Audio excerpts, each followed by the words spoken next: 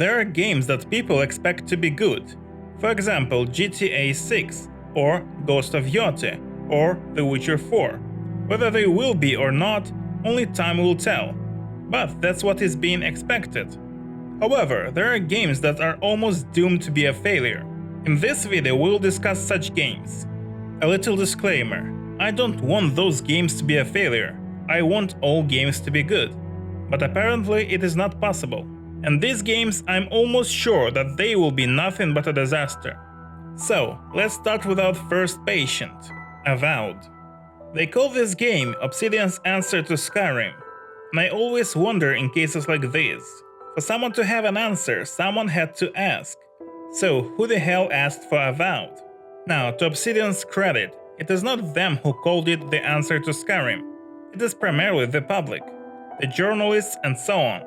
Now, the main red flag of the game that is alarming about the actual quality of the game is the lack of advertisement.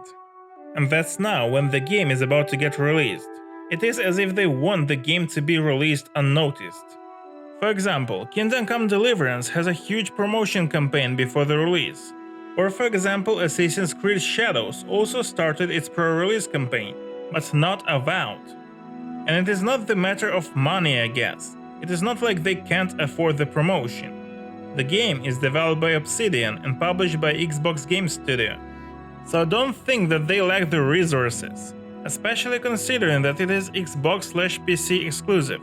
Xbox should have pushed the game hard, but it doesn't seem like it. Just an example to prove my point. Just a couple of days ago, Xbox did its show called Developers Direct, in which they showed a couple of games that are released in 2025. And, as you have guessed, Avowed was not shown on the show. Let me repeat for people who still didn't get it. Avowed is Xbox exclusive, and Xbox did not promote the game on its show. That's unheard of. It is not like Xbox has a lot of exclusive to just ignore them. It is weird as hell. So they either are not expecting the game to perform well, or they want the game to be released unnoticed. Now anyway, on the subject it being the answer to Skyrim. First, it is almost impossible. Whether you like Skyrim or not, it is one of the best-selling games in history, so I highly doubt it. On the second thought, these comparisons might be the reason Obsidian doesn't promote the game that much. Maybe they're afraid that they won't be able to meet the expectations that the public placed on them. So maybe they decided to better have less sales than to get better reputation. Second, it looks more like Dragon Age the Veilguard than like Skyrim. It looks straight up silly. Skyrim though had a much more serious tone. So again, it looks more like the Veilguard. Aside from the visuals, the gameplay doesn't look very fancy. Yes, it appears that you have a lot of abilities, but the animations look very cheap, and that's about your animations.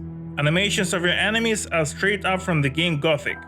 Maybe that's why in the gameplay trailer of Avowed, we got like 30 seconds of the actual gameplay. So, me personally, I don't expect a great game. Again, I hope I'm wrong. However, there might be some people that like the universe of Pillars of Eternity, so maybe they will be satisfied. Now again about the comparisons of the game with Skyrim. There has been reports that the game focuses a lot on exploration, which is kinda like Skyrim, but the game is not even a fully open world. It is a semi-open world. There just are open locations. Yes, just like in Dragon Age. So the exploration will also be limited. Now to conclude it all, I doubt that Avowed will become what people expect it to be, and were hyped to be. I personally expect a failure. Now, before we move on to the second game on the list, let me quickly promote myself. I make videos on a broad variety of video game topics, such as, for example, Objective Veilguard Critique, or for example a video about everything we know so far about The Witcher 4, and many more. So, if you are interested, subscribe to the channel. Number 2. Intergalactic The Heretic Prophet. Show me one person that is enthusiastic about this game. So far, nothing that was presented to us hooked the players, and that's not what was supposed to happen. I am sure that Naughty Dog did not expect that kind of reception from the gamers, that the game would receive such an unenthusiastic reception. I know that it is too early to say that the game is gonna be a failure, but that's a sign of disconnect from the gamers. For such a renowned studio as Naughty Dog, it is nothing but a failure. For now, it seems that they don't understand what the players want. Otherwise, for the first trailer they will bring something else.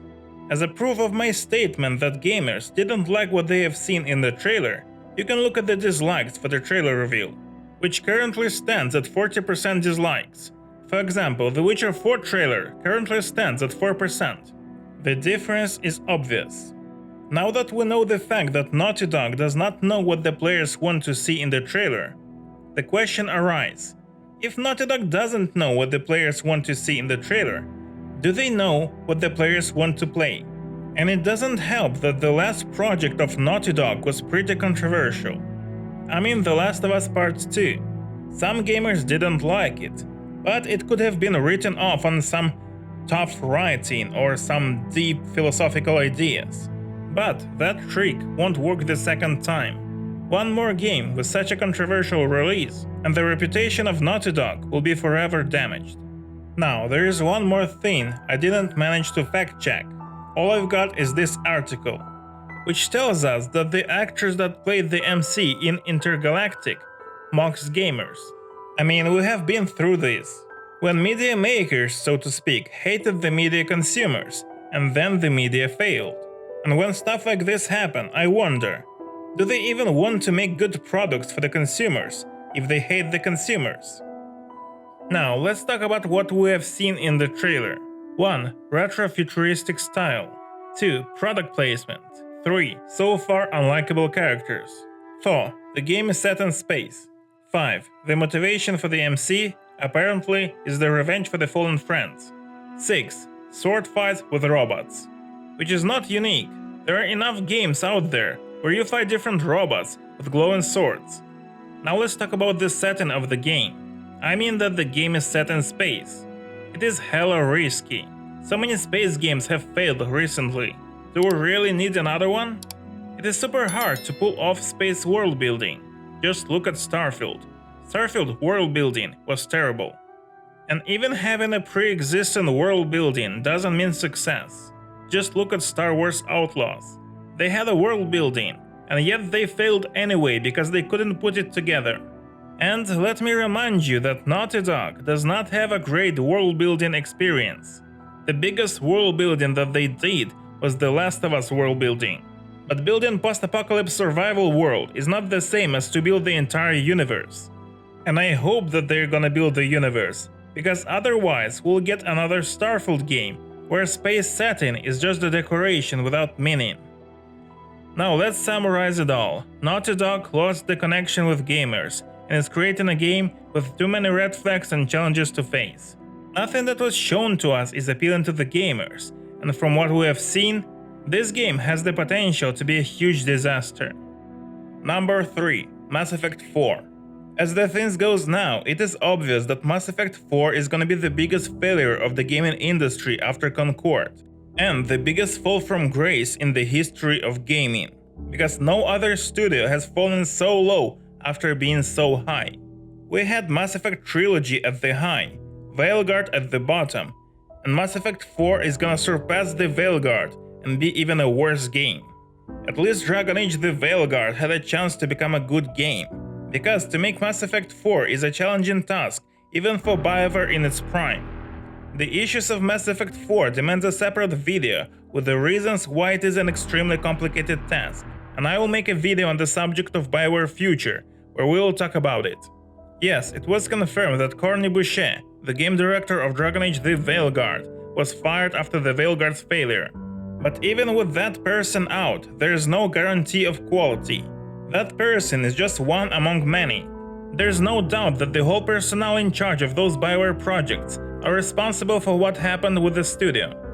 You know, like mold. The mold that you see on a bread is only the visible part, but the entire thing is infected. But I'm also interested on who hired people like Boucher.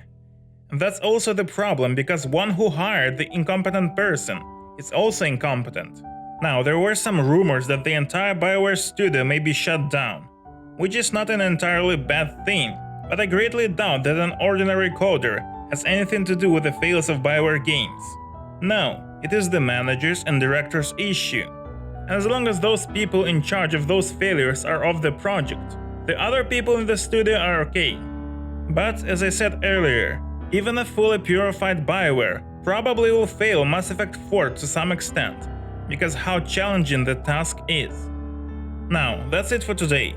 If you liked this video, leave a like and subscribe to the channel for more. And in meanwhile, you can check out this video, or this one, or any other. See you later.